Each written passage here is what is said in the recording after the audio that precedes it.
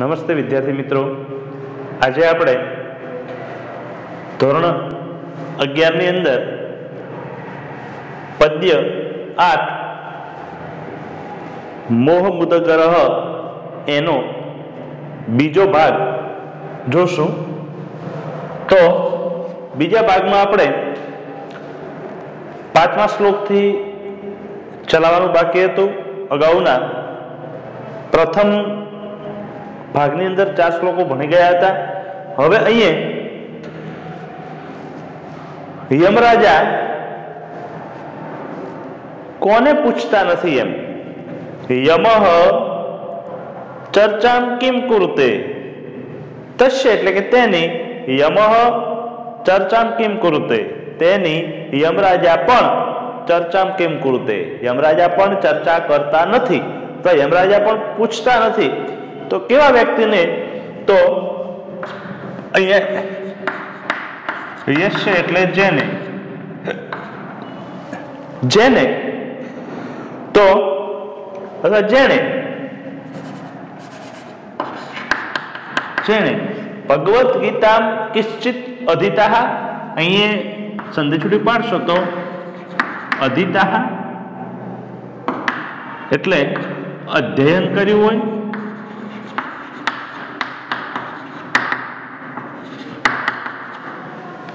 તો ભગવદ્ ગીતા કિશ્ચિત, કિશ્ચિત એટલે થોડું પણ. તો શું કહેશે? યસ્ય જેણે ભગવદ્ ગીતા કિશ્ચિત અધિતાહ, જેણે થોડું પણ ભગવદ્ ગીતા અધિતાહ, જેણે ભગવદ્ ગીતાનું થોડું પણ અધ્યયન કર્યું હોય.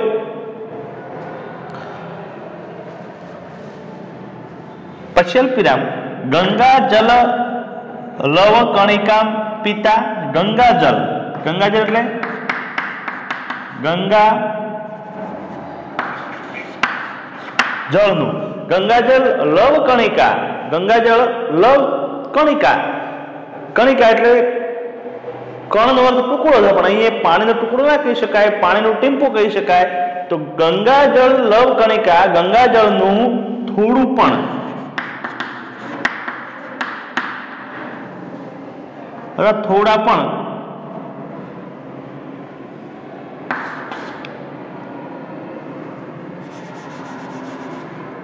થોડા પણ ટીમ્પા. તો ગંગાજલ લવ કણિકામ પિતા એટલે ગંગાજળનું થોડા પણ ટીમ્પા પીધા હોય. પિતા એટલે પીધા હોય.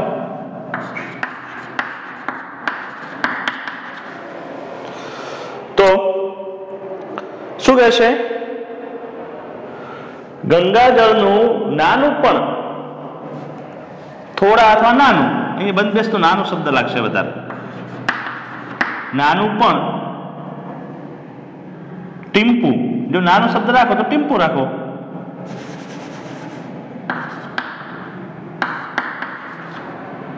ટીમ્પું પણ પીધા હોય એટલે કે પીધું હોય, તો આખો શબ્દ બદલાવો પડે આપણે. જો ગંગાજલ લવ કણિકામ ટીપા, ગંગાજલનું નાનું પણ ટીમ્પું પીધું હોય. ઓબ્લિક આપણે જે લખ્યું તે, તો કે ગંગા જળના થોડા પણ ટીમ્પા પીધા હોય. આપણે જે ઘરે નાખ્યું ફરથી, તો ગંગાજળ લવ કણિકામ પિતા, ગંગાજળનું નાનું પણ ટીમ્પું પીધું હોય અથવા ગંગાજળના થોડા પણ ટીમ્પા પીધા હોય, બંનેનો અર્થ એક જ નીકળે છે. પાછો અલ્પવિરામ જેણે, યસ્ય જેણે, આ શબ્દ આપણે અહીંયા લખ્યો છે પહેલો. સકૃતમ અપી, સકૃતમ અપી એટલે એક વાર પણ,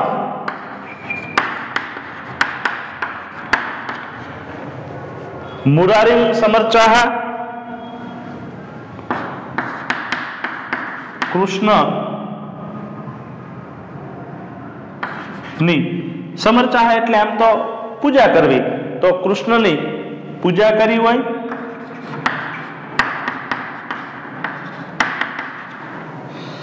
તસ્ય તેને, શું? તસ્ય તેને અથવા તેની, તેને તેની, તસ્ય તેની યમઃ ચર્ચામ કિમ કુરેત, તેની યમરાજા પણ ચર્ચામ કિમ કુરેત, ચર્ચા કરતા નથી. ચર્ચા કેમ કરે? ચર્ચા કરતા નથી. અથવા તેમની યમરાજા ચર્ચા શું કામ કરે? બે રીતે બનાવી શકો છો. પ્રથમ પહેલું પદ્ય લઈએ આપણે. ભગવદ્ ગીતા કિશ્ચિત અધિતાઃ યસ્ય, આ શબ્દ પહેલો લેવાનો, જેણે ભગવદ્ ગીતાનું કિશ્ચિત થોડું પણ અધિતાઃ એટલે અધ્યયન કર્યું હોય, જેણે ભગવદ્ ગીતાનું થોડું પણ અધ્યયન કર્યું હોય. ગંગા જલ લવ કણિકામ પિતા, ગંગાજળનું નાનું પણ ટીમ્પું પીધું હોય, અથવા આ પણ લખી શકશો ગંગાજળના થોડા પણ ટીમ્પા પીધા હોય. સકૃતમ અપી, એકવાર પણ, સકૃતમ અપી એકવાર પણ મુરારીમ સમર્ચા, કૃષ્ણની અથવા ભગવાન વિષ્ણુની પૂજા કરી હોય. કૃષ્ણ એ ભગવાન વિષ્ણુનું જ એક નામ છે. ભગવાન વિષ્ણુની પૂજા કરી હોય.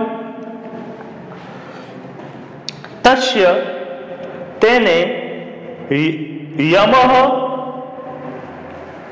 ચર્ચામ કિમ કુરુતે, તેની યમરાજા પણ ચર્ચા કરતા નથી. અથવા યમરાજા પણ કિમ ચર્ચામ કુરુતે, શું કામ ચર્ચા કરે? અર્થાત યમરાજા ચર્ચા કરતા નથી. તો એનો અર્થ એવો નીકળે છે કે તમે થોડુંક પણ ગીતાનું અધ્યયન કર્યું હોય તો તમારા જીવનની અંદર આધ્યાત્મિકતાનો ગુણ પ્રગટે છે. ગંગાજળ એ પણ પવિત્ર છે, ગંગા પણ પવિત્ર છે, અને ભગવાન વિષ્ણુનું પૂજન કરવું એ પણ પવિત્ર છે. એટલે પવિત્ર કાર્ય કરવાથી મૃત્યુલોક એક પ્રકારની કલ્પના કહેવાય કે મૃત્યુલોક, સ્વર્ગલોક. તો જે મૃત્યુલોકમાં જે યમરાજા છે એ પણ ચર્ચા કરતા નથી. એમ કેમ? કે આ ત્રણ જેને કર્યું હોય તે. તો ફરીથી જોઈએ કે જેણે ભગવદ્ ગીતાનું થોડું પણ અધ્યયન કર્યું હોય, ગંગાજળનું નાનું પણ ટીમ્પું પીધું હોય, અને સકૃતમ અપી એકવાર પણ કૃષ્ણની પૂજા કરી હોય અથવા ભગવાન વિષ્ણુની પૂજા કરી હોય, તસ્ય તેને યમઃ ચર્ચામ કિમ કુરુતે, યમરાજા પણ ચર્ચા કરતા નથી. અથવા તેની ચર્ચા શું યમરાજા કરે? એક આપણે બીજી રીતે અહીંયા લખી શકાય. ધારો કે કિમ કુરુતે ચર્ચામ યમઃ, તેની ચર્ચા યમરાજા શું કરે? પ્રશ્નાર્થ. તો જવાબમાં શું આવે? ના. તેની ચર્ચા યમરાજા શું કરે? તો ના. તો બીજી રીતે મેં તમને કીધું એવી રીતે લઈ શકાય. તસ્ય યમઃ, તેની ચર્ચામ યમઃ કિમ કુરુતે, તેની ચર્ચા યમરાજા શું કામ કરે? એક વખત ફરીથી જોશું કે ભગવદ્ ગીતાનું થોડું પણ અધ્યયન કર્યું હોય, જેણે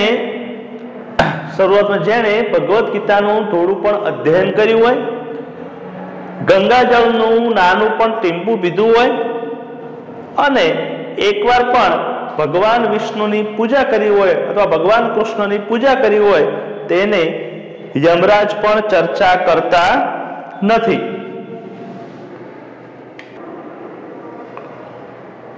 હવે આગળનો શ્લોક આપણે જોઈશું. તો છઠ્ઠા શ્લોકની અંદર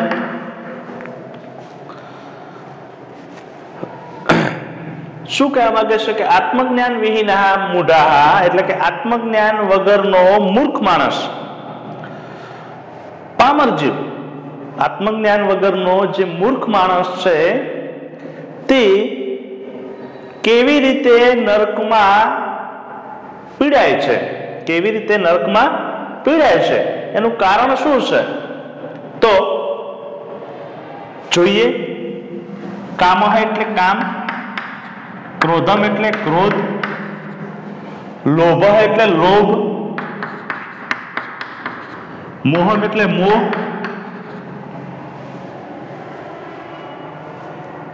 કામમ ક્રોધમ લોભમ મોહમ એટલે કામ ક્રોધ લોભ મોહ ત્યક્ત્વા, અહીં સંદેશોટી પાઠ ત્યક્ત્વા ત્યજીને આત્મનમ ભાવય, આત્મનમ ભાવય એટલે પોતાની જાતને, ભાવય એટલે ઓળખ. જે વ્યક્તિ કામ ક્રોધ લોભ મોહ માયા ત્યજીને પોતાની જાતને ઓળખે છે અને પોતાની જાતને જ આત્મજ્ઞાન દ્વારા કહ અહમ, હું કોણ છું, એ જે એને જ્ઞાન થઈ જાય એ વ્યક્તિ પરમ સુખ મેળવે છે. પણ જે વ્યક્તિને જ્ઞાન થતું નથી એ કેવા? આત્મજ્ઞાન વિહીના, જે મૂઢ માણસ છે એ શું કરે છે? નરકમાં ડૂબેલા હોય છે.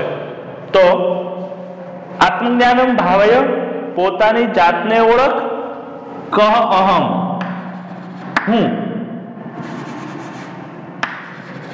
હું કોણ છું. પોતાની જાતની વાત કરે છે કે હું કોણ છું.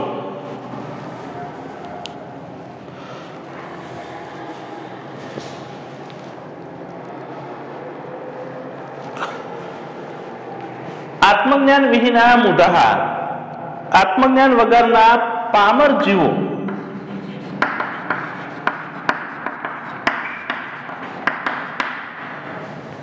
આત્મજ્ઞાન વિહીના એટલે આત્મજ્ઞાન વિનાના, મૂઢાઃ એટલે પામર જીવો શું કરે છે?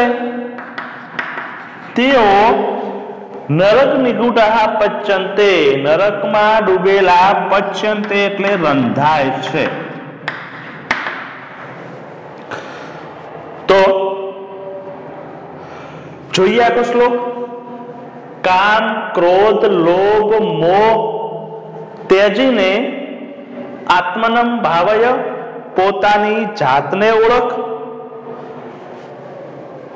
કો અહમ, હું કોણ છું. આત્મજ્ઞાન વિહીના મૂઢા એટલે કે આત્મજ્ઞાન વિનાના પામર જીવો નરક નિગૂઢાઃ પચ્યન્તે, આ ન ચાલશે પણ તેઓ નરકમાં ડૂબેલા, પચ્યન્તે એટલે રંધાય છે.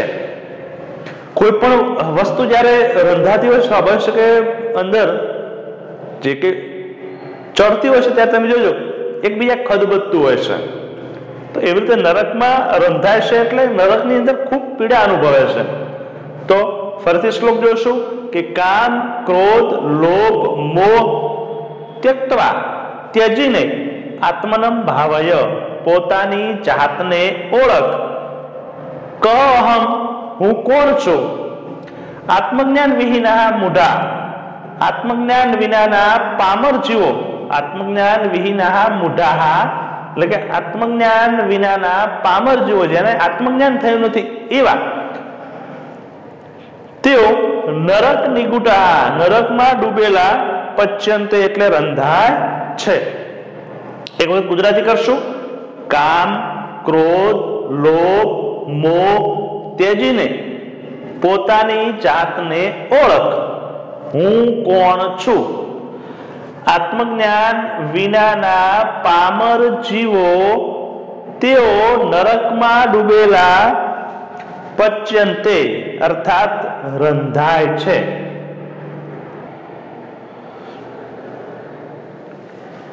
અહીંયા આપણે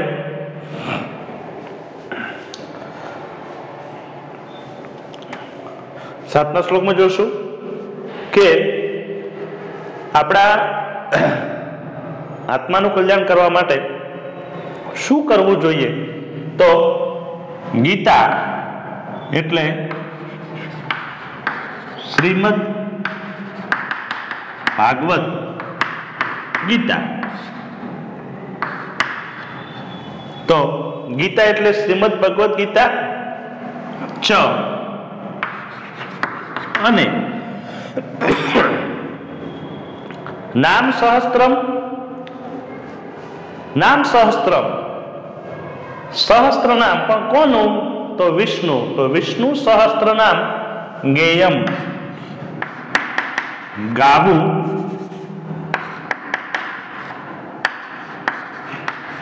જોઈએ અથવા ગાવા જોઈએ. બહુવચન છે ને.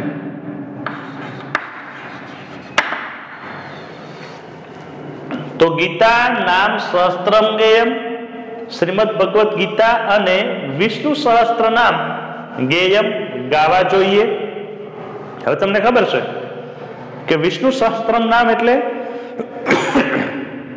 ભગવાન વિષ્ણુના 1000 નામ છે એવું કે છે. એટલા માટે એક ભજન પણ છે કે હરિ તારા નામ છે 1000, કયા નામે લખવી કંકોત્રી. તો અહીંયા એટલા માટે કીધું છે સહસ્ત્ર નામ, 1000 નામ, પણ કોના? તો કે વિષ્ણુના, હરિના. તો ગીતા ચ નામ સહસ્ત્રમ ગેયમ, શ્રીમદ ભગવદ ગીતા અને વિષ્ણુ સહસ્ત્ર નામ ગાવા જોઈએ. એટલે કે ગીતા અને વિષ્ણુ સહસ્ત્ર નામ ગેયમ ગાવા જોઈએ. શ્રીપતિ, શ્રી એટલે શું થાય? તો લક્ષ્મી. શ્રી એટલે શું થાય? તો લક્ષ્મી. શ્રીપતિ, લક્ષ્મીપતિ. તો શ્રીપતિ એટલે લક્ષ્મીપતિ. રૂપમ અજરસમ, અહીંયા સંદેશ પાડશો તો રૂપમ પ્લસ અજરસમ થશે.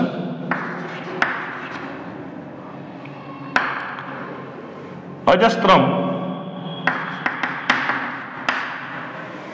અજસ્ત્રમ એટલે વારંવાર.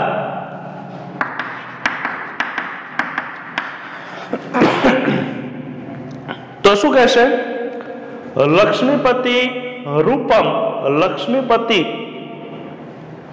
વિષ્ણુના. તો લક્ષ્મીપતિ કોણ?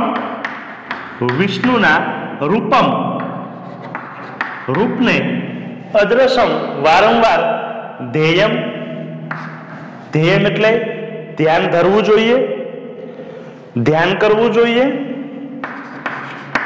ધ્યાન કરવું જોઈએ. તો શું થયું? ગીતા ચ સહસ્ત્રમ નામમ ગેયમ, શ્રીમદ ભગવદ ગીતા અને વિષ્ણુ સહસ્ત્ર નામ ગાવા જોઈએ.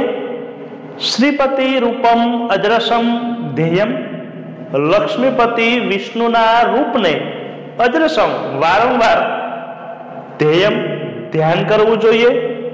સજ્જન સંગે, સજ્જન સંગે એટલે સજ્જનોના સંગમાં. ચિત્તમ નેયમ, મનને, નેયમ એટલે લઈ જવું. તો શું કહેશે? મનને લઈ જવું અથવા મનને દોરી જવું.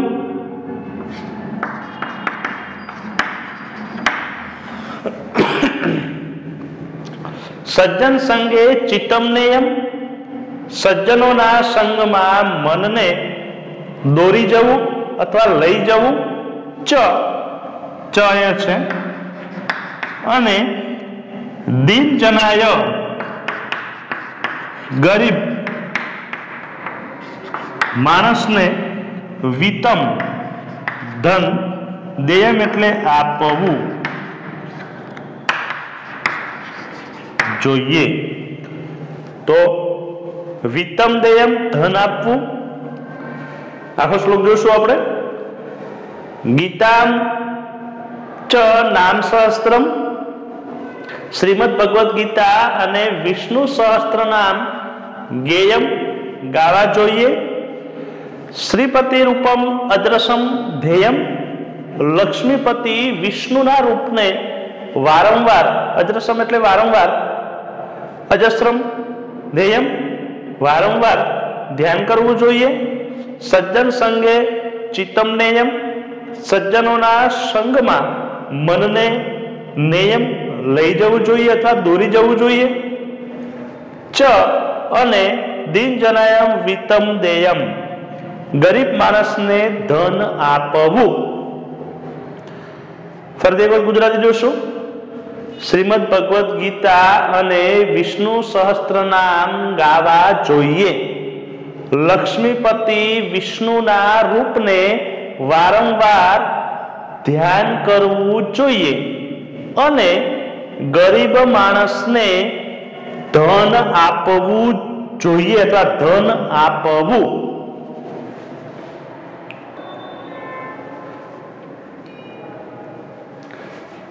જોઈએ હવે 8મો શ્લોક. તો અહીં આપણે જે કંઈ જીવનના સુખોના ઉપભોગ કરીએ છીએ એ ઉપભોગ કરતી વખતે, સુખ મેળવતી વખતે શરીરના બંધારણના અનુરૂપ છે કે નહીં, અને પછી જ્યારે શરીર બીમાર પડે છે, શરીરમાં રોગ પ્રવેશે છે અને મરણને શરણ થઈ જઈએ છીએ અથવા મૃત્યુ પામવાની સ્થિતિ હોય છે, છતાં પણ આપણે જે કંઈ પાપ કર્મ કરીએ છીએ છોડતા નથી, એની વાત કરીએ છે. તો ધાન્ય ભોગ, તો ધાન્ય ઉપભોગ, ધાન્યનો ઉપભોગ, ધાન્યનો ઉપભોગ સુખતઃ ક્રિયતે. ધાન્યનો ઉપભોગ સુખતઃ એટલે સુખથી, ક્રિયતે કરાય છે. તો ધાન્ય ભોગ સુખતઃ ક્રિયતે, ધાન્યનો ઉપભોગ સુખથી કરાય છે અથવા સુખપૂર્વક, સુખતઃ બીજો અર્થ પણ લઈ શકો, સુખપૂર્વક ક્રિયતે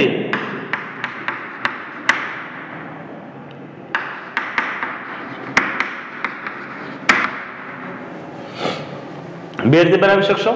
ધાન્ય ભોગ એટલે કે ધાન્યનો ઉપભોગ સુખતઃ ક્રિયતે, સુખથી કરાય છે, આમ પણ લખી શકાય. સુખતઃ ક્રિયતે, સુખપૂર્વક કરવામાં આવે છે. તમને બંધ બેસતું જે લાગતું એ લખી શકશો. તો ધાન્ય ભોગ સુખતઃ ક્રિયતે, ધાન્યનો ઉપભોગ સુખપૂર્વક કરવામાં આવે છે. પશ્ચાત પછી, હંત અરે રે અવ્યય છે. પશ્ચાત હંત પછી, અરે રે શરીરે રોગ, શરીરે રોગ ભવતી, શરીરે રોગ એટલે કે શરીરમાં રોગ ભવતી, તો શરીરમાં રોગ થાય છે. શરીરે, શરીરમાં રોગ ભવતી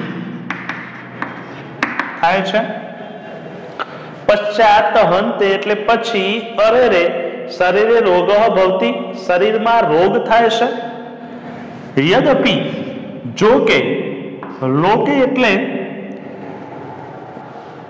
જગતમાં અથવા દુનિયામાં, જો કે જગતમાં મરણમ શરણમ, મરણને શરણ, મરણમ શરણમ એટલે મરણને શરણ થવું પડે છે. તદપિ તો પણ, પાપાચરણમ, અહીંયા સંદેશોથી પાછો તો પાપમ પ્લસ પાપસ્ય આચરણમ, પાપાચરણમ, પાપસ્ય આચરણમ એટલે પાપનું આચરણ, પાપનું આચરણ ન મુચ્યતે, મુચ્યતે એટલે છોડતા, ન એટલે નથી. તો શું કહેશે? પાપનું આચરણ એટલે પાપ કરવાનું, પાપનું આચરણ એમ લખી શકો છો, પાપ કરવાનું.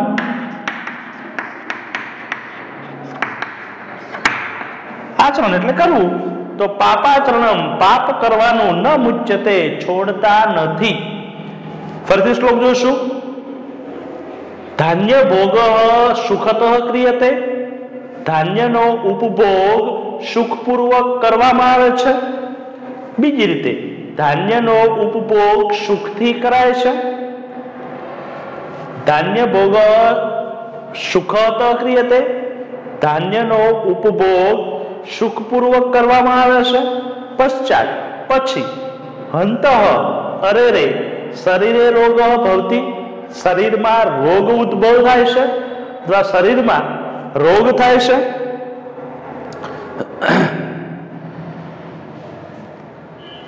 યદ્યપિ લોકે, જગતમાં, જો કે જગતમાં, મરણમ શરણમ ભવતી, મરણને શરણ થવું પડે છે. તદપિ, તો પણ, પાપાચરણમ ન મુચ્યતિ, પાપ કરવાનું છોડતા નથી. મરણને શરણ થઈ જાય છતાં પણ પાપ કરવાનું છોડતા નથી. ફરીથી એક વખત જોઈ લેશું. ધાન્યનો ઉપભોગ સુખપૂર્વક કરવામાં આવે છે. પછી અરે રે, શરીરમાં રોગ ઉદ્ભવે છે અથવા શરીરમાં રોગ થાય છે. જો કે જગતમાં મરણને શરણ થવું પડે છે. તદપિ, તો પણ, પાપાચરણમ, પાપ કરવાનું છોડતા નથી. મૃત્યુ પામે ત્યાં સુધી પાપ કરવાનું છોડતા નથી. એક વાત ગુજરાતી જોશું આપણે. ધાન્યનો ઉપભોગ સુખપૂર્વક કરવામાં આવે છે. પછી અરે રે, શરીરમાં રોગ થાય છે. જો કે જગતમાં મરણને શરણ થવું પડે છે, તો પણ પાપ કરવાનું છોડતા નથી. અહીંયા આપણે મુદગર પદ્ય પૂર્ણ થાય છે.